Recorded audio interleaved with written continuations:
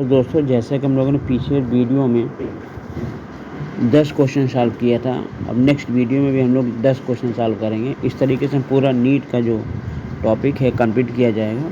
देखिए, इसमें जो क्वेश्चन नंबर जो आपका 101 दिया हुआ है, उसमें देखिए कुछ ऑप्शन दिया है। इस तरह के क्वेश्चन जो होते हैं वो लगाने में काफ़ी आसान होते हैं। क्यों आसान होते हैं? क्योंकि कुछ चीज़ें हम लोग जानते हैं, कुछ चीज़ें हो सकता है हम ना जानते हों, फिर भी क्वेश्चन लग जाता है। जैसे इम्फाइसीमा हम लोग बहुत पहले से जाने कि ये जो लंग्स की जो वाल होती है, उसमें जो छोटे छोटे स्मॉल विलाई होते हैं, माइक्रोविलाई, वो क्या करते हैं, वो बेकार हो जाते हैं। यानी उनकी जो कैपेसिटी होती है सरफेस एरिया बढ़ा करके गैस को उस पार भेजने की, यानी exchange of air at the lung surface, वो क्या हो जाए, कम हो जाती है। जब वो कम हो जाएगी तो एयर का जो डिफ्यूजन होता है वो कम हो जाता है। इसमें देखिए ऐसा कुछ लग रहा है, कोई ऑप्शन देखो लिखा हुआ है, डैमेज द एल्वियोलर वाल and decrease the respiratory surface. यानी इम्फाइसीमा मतलब क्या होगा, एल्वियोलर वाल को डैमेज करेगा, जिससे रिस्पायरेटरी का जो सरफेस है, जो गैस एक्सचेंज का जो एरिया है वो कम हो जाता है ना। दूसरा दिया एंजाइना पेक्टोरिस दिया हुआ है। एंजाइना पेक्टोरिस का मतलब होता है कि ब्लड जो है हार्ट में जाएगा बहुत थोड़ा थोड़ा। जब थोड़ा थोड़ा जाएगा तो ऑक्सीजन भी कम जाएगी। तो अगर एंजाइना पेक्टोरिस ओ दिखाई दे, हो जाए एंजाइना पेक्टोरिस, इसका मतलब होता है कि हार्ट में ऑक्सीजन की सप्लाई कम हो रही है। ठीक है, देखिए इसमें कैसे दिया हुआ acute chest pain when not enough oxygen is reaching to the heart muscles. Next ये है ग्लोमेरुलर नेफ्राइटिस। कहीं भी टाइटिस लगे, इसका मतलब इन्फ्लामेशन। क्या होता है, इन्फ्लामेशन। क्योंकि ग्लोमेरुलर में इन्फ्लामेशन है, क्योंकि इन्फ्लामेशन ऑफ ग्लोमेरुलर। टिटेनिक मतलब था मसल्स स्पैम कर जाना, सिकुड़ जाना, ऐड जाना। Rapid spasms in the muscles due to low calcium in the body fluid. ये देखिए, जब आप चेक करोगे तो इसमें जो आपका आंसर आएगा वो सेकंड आंसर आपका मिल जाएगा। ठीक है, कैसे देख भी सकते हो। ए का ये आपका दिया हुआ है,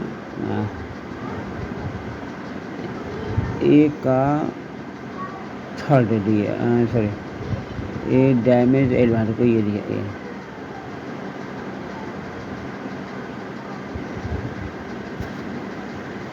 ए का डैमेज एल्वुलर वाल हो गया। एंजाइना का क्या हो गया, एक्यूट चेस्ट पेन हो गया। यानी ए का सेकेंड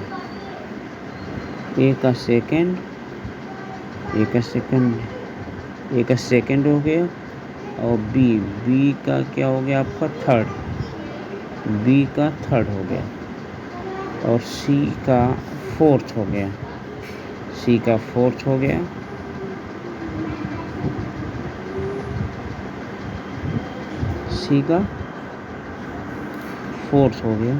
और डी का 1 हो गया। यानी इसका आंसर क्या होगा, चौथा ऑप्शन।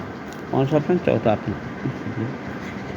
इसका चौथा ऑप्शन क्लियर हो गया। क्लियर है, तो ये आपका पहला क्वेश्चन कंप्लीट हो गया। यानी ए का सेकेंड हम लोगों ने लगाया,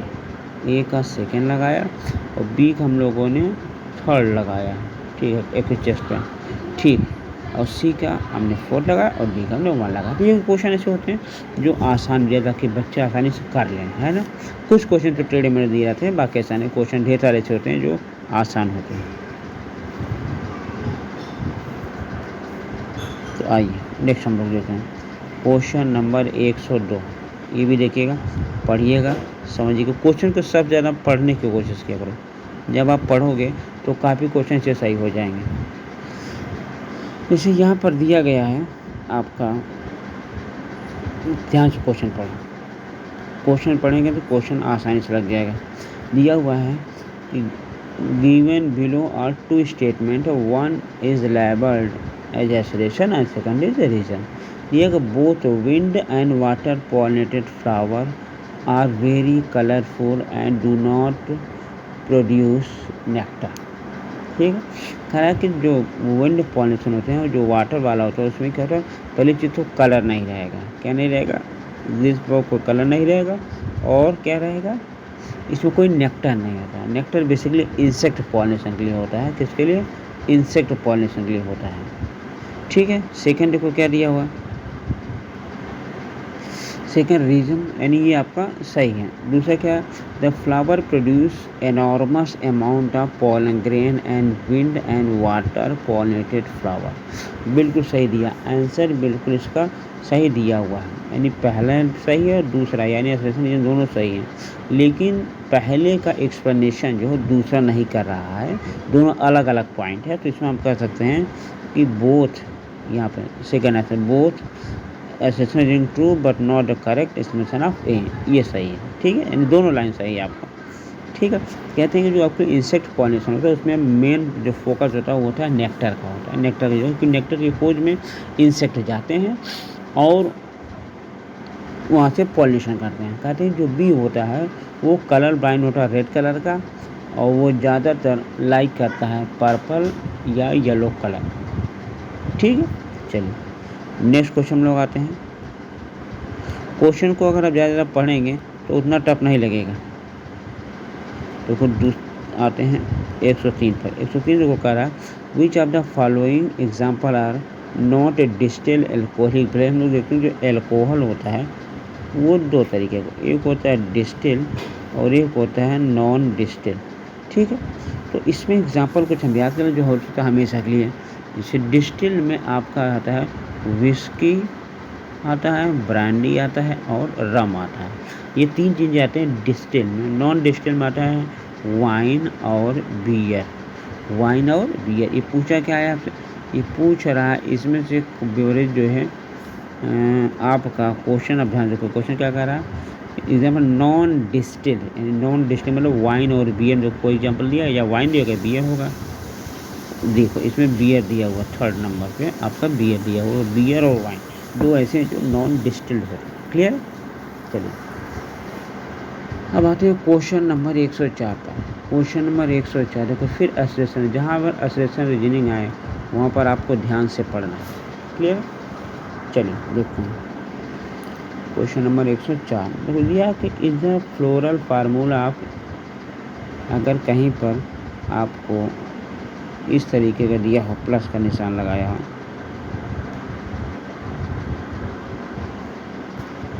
समझो अगर प्लस का निशान दिया हुआ है वो होता है आपका एक्टिनोमॉर्फिक, और अगर परसेंटेज दिया हुआ होता है तो जाइगोमॉर्फिक। ये हमको याद रखना है।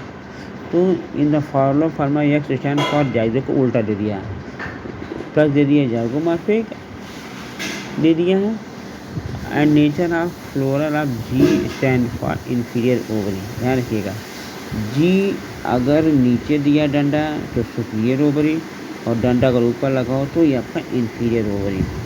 तो अगर प्लस दिया हो तो एक्टिनोमॉर्फिक, परसेंटेज दिया तो जाइगोमॉर्फिक, अगर नीचे डंडा लगा हो तो सुपीरियर ओवरी, अगर ऊपर लगा तो इन्फीरियर ओवरी। ठीक है, तो इसमें देखो इसमें आंसर आपको क्या लगेगा,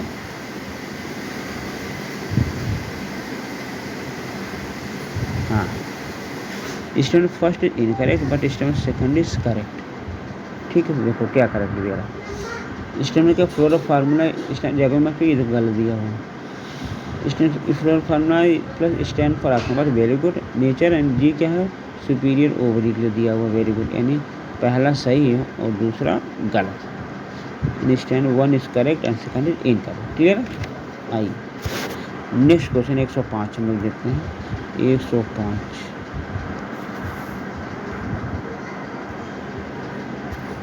105 जो दिया है streptokinase is produce by bacterium Streptococcus, बिल्कुल सही दिया हो। ये पूछा किस काम में आता है, ये आता है रिमूव ऑफ ब्लड वेसल्स में जो क्लॉट होता है उसको रिमूव करने के लिए होता है। क्लियर है, तो कहते हैं जो स्ट्रेप्टोकाइनेज है उसे बोलते हैं ब्लड, आप उसको बोल रहे ब्लड बस्टर्ड बोलते हैं, क्लॉट ब्लस्टर, यानी क्लॉट को ये तोड़ता है। इसी क्रम में एक और एंजाइम इसको बोलते हैं साइक्लोस्पोरिन, जो इम्यूनो सप्रेशन होता है। क्या होता है, इम्यूनो सप्रेशन होता है, और जो एक फंगस से मिलता है ट्राइकोडर्मा पॉलीस्पोरम, जो फंगस है उसी में एक और होता है स्टैटिन, कभी आ जाए स्टैटिन जो होता है वो कोलेस्ट्रॉल लेवल को नीचे करता है स्टैटिन। ठीक है, तो लगे हाँ 2-3 क्वेश्चन लगे। स्ट्रेप्टोकाइनेज है तो ब्लड बस्टर, साइक्लोस्पोरिन हो जाए तो इम्यूनो सप्रेशन, स्टैटिन हो जाए तो आपका ब्लड कोलेस्ट्रॉल को लोअर करेगी। ये मोनस्कस परक्यूरियम नामक ईस्ट से मिलता है। क्लियर है। बाकी आप जानते हो कर्ड आपका लैक्टोबैसिलस है ना। इथेनॉल आपका क्या होता है, ईस्ट वगैरह से रिमूव होते हैं, ईस्ट वगैरह से बनते हैं साइक्रोमाइसिस में। तो इस तरह से आपका ये भी क्वेश्चन क्लियर हो गया। क्लियर, चलिए इसमें मिलाइएगा। आप कहाँ गई 105, सॉरी यहाँ पर आते हैं 106 नंबर, 105 हम लोगों ने यहाँ कर लिए। अब हम लोग आते 106 नंबर आते हैं। अब ध्यान सुनिएगा। अब यहाँ पे दिया हुआ है, दिया हुआ which of the following human genome is the highest number. कहते हैं जो हाईएस्ट नंबर हो। आपका क्या पूछा, नंबर ऑफ क्रोमोसोम पूछा। तो कहते हैं जो नंबर 1 फर्स्ट जीन है ये होता है, इसमें होता है आपका 2968 जीन होता है। ठीक है, यानी 2968 जीन होते हैं। जबकि चूँकि हाईएस्ट पूछा है ये भी पूछने कि सबसे आपका कम कौन सा, वो होता है वाई जीन। वाई जीन में क्यों, वाई क्रोमोसोम जिसमें सिर्फ 55 जीन होते हैं। ठीक, तो सबसे हाईएस्ट किस में है, क्रोमोसोम नंबर 1। सबसे लोवेस्ट किस में है, क्रोमोसोम वाई। एक्स भी लगे हम देखो, एक्स में लगभग कितना, एक्स में लगभग जो है, एक्स में लगभग 900 के आसपास पाए जाते हैं जीन। और क्रोमोसोम नंबर 10 दिया, इसमें लगभग 700 के आसपास जीन पाए जाते हैं। तो चीज़ों को अगर आप क्वेश्चन सॉल्व करें तो हर चीज़ को क्वेश्चन को तोड़े रखकर ये क्यों नहीं सही हो सकता। तो क्यों, क्योंकि हमको पता है कि एक क्रोमोसोम में सबसे ज़्यादा क्रोमोसोम 2968, जबकि क्रोमोसोम 10 में है 700, वाई में है 55। यानी अगर एक बार पूछा है हाईएस्ट तो लोवेस्ट पूछ सकता है। लोवेस्ट कितना होता है वाई क्रोमोसोम, 55 क्रोमोसोम होता है। और एक्स में लगभग आपको कितना होता है, 900 के आसपास होता है। ठीक है, तो हल्का फुल्का एरिया आप अपने में ध्यान रखिएगा। चलिए अब आपका आ गया, ये भी बहुत प्यारा, बहुत पुराना क्वेश्चन है ये उठाए। जबकि क्वेश्चन अच्छे आते हैं, फ्रॉग वगैरह क्वेश्चन जल्दी पूछे नहीं आते। मैंने पूछ दिया कि which of the following statement is correct location of the male frog copulatory pad. ये बहुत, जब हम लोग CPMT और एग्जाम तब इसमें मेढक के बारे में ज़्यादा पूछता था। तो इससे तो मेढक का चूँकि 4 ही पैर होता है, 2 आगे और 2 पीछे। तो पॉपुलेटरी पैड मोस्टली कहाँ पाए जाते हैं, फर्स्ट यानी 4 लिंग पाए जाते हैं। तो देखो फर्स्ट डिजिट ऑफ 4 लिंग, ऐसे डिजिट होते हैं छोटे छोटे, ये ऐसे ऐसे होते हैं डिजिट आएंगे 4 डिजिट। तो ये पहले वाले डिजिट में ही पाए जाते हैं कि आपके पॉपुलर पैड जो हेल्प करते हैं रिप्रोडक्शन में। क्लियर। नेक्स्ट 8वां, ये भी क्वेश्चन अच्छा है। कह रहा है कि दिया है which are the following phyto hormone nutrient metabolize reduce senescence leaf senescence. अगर कहीं भी सेनिसेंस की बात है हमेशा ध्यान रखिएगा, वो आपका आएगा कौन सा, साइटोकाइनिन। कहीं भी अगर आपको ये सेनिसेंस वर्ड आ जाए समझ लीजिए कि साइटोकाइनिन लगाना है। जबकि जिब्रेलिन आप जानते हो जेनेटिक डॉर्फिनिज भी दूर करता है। एब्सिसिक एसिड जिसको बोलते हैं स्ट्रेस हार्मोन है ना, या इमरजेंसी हार्मोन बोल सकते हैं हम। इथाइलिन को क्या बोलते हैं, फूड राइपनिंग हार्मोन। ठीक है, साइटोकाइनिन आपको क्या हो गया, सेनिसेंस के लिए gibberellin remove genetic dwarfness, abscisic acid remove stress या स्ट्रेस हार्मोन कहते हैं। इथाइलिन क्या करता है आपका, राइपनिंग हार्मोन, फ्रूट को पकाने में होता है। अब हम लोग आते हैं 109 पे आते हैं। 109 कह रहा है कि ट्राइंग टू फाइंड एनिमल है जिसको कह रहा है कि उसकी कैविटी में respect to their histology in adult animal and absorb the cavity in presence of the mesodermal tissue. Mesodermal tissue कह रहा है टुवर्ड द बॉडी, लेकिन मीजोडर्मल टिश्यू नहीं पाया जा रहा एलिमेंट्री कैनाल में। यानी कहने का मतलब है कि कैविटी में पाया जा रहा है, एलिमेंट्री कैनाल में नहीं पाया जा रहा, जबकि पाया जाना चाहिए। यानी है भी सही से और सही से है भी नहीं। यानी कहने मतलब मीजोडर्म से ही बनता है आपका सीलोम बनता है। तो यहाँ पे ट्रू सीलोम नहीं बन पा रहा है। यानी मीजोडर्मल जो कैविटी है सीलोम की उसमें पाया जा रहा, लेकिन एलिमेंट्री कैनाल नहीं पाया जा रहा। इसका मतलब ये है कि अगर सही सीलोम होता तो एलिमेंट्री कैनाल में भी प्रेजेंट होता, इसलिए इसको हम बोलते हैं सीडोसीलोम। क्या बोलते हैं? सीडोसीलोम। यानी इसका दूसरा आंसर है जिसमें एस्कैरिस। ये मोस्ट ऑफ द क्वेश्चन ऐसे ही होते हैं, ये अक्सर पूछा जाता है सीडोसीलोम से मतलब किसमें पाया जाता है? एस्कैरिस में। कैसे पकड़ेंगे? क्योंकि जो मीजोडर्म है वो देखना साफ साफ कह रहा है कि animal observe cavity, mesoderm tissue जो है वो पाया जा रहा है किसमें? कैविटी में पाया जा रहा है, लेकिन कहाँ नहीं पाया जा रहा? Tissue not observe toward alimentary canal नहीं पाया। इसका मतलब साफ साफ लग रहा है कि आपका कौन सा सीडोसीलोम। बाकी अगर ट्रू सीलोम होगा तो एलिमेंट्री कैनाल में भी पाया जाएगा। फिर देखो मैचिंग क्वेश्चन आ गया। मैचिंग क्वेश्चन लगाना आसान और टाइम बच जाए। इसमें पूछ रहा है क्रोमोसोम। सबको पता है कि हेड में होते हैं एक्रोसोम। क्या होते हैं? एक्रोसोम होता है।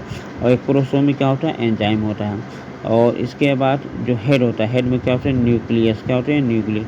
और यहाँ न्यूक्लियस होगा जेनेटिक मटेरियल। और मिडिल में होते हैं क्या? माइटोकॉन्ड्रिया जो एनर्जी देते हैं। मोटिलिटी के लिए आपका क्या होता है? टेल होता है। तो ये सारी चीज़ें जब आप लगाएंगे तो आपका आंसर बिल्कुल सही आ जाएगा। ठीक है, देखिए कराना करके देख सकते हो आप। इसका आंसर यहाँ पर दिया हुआ है। ठीक है, यानी ए का 4 दिखेगा, बी का 3rd, सी का 1 और डी का 2nd। यानी इसका देखा जाए तो इसका पहला ही आंसर सही होगा। ठीक है, तो इस प्रकार हम 10-10 क्वेश्चन हर बार डिस्कस करें। कोई भी क्वेश्चन हो, कोई भी डाउट हो, आप कॉल कर सकते हो। और मोबाइल नंबर आप जानते ही हमारा, फिर भी हम यहाँ नोट कर दे रहे हैं कि अगर किसी डाउट है पूछ सकता है या मैसेज कर सकता है।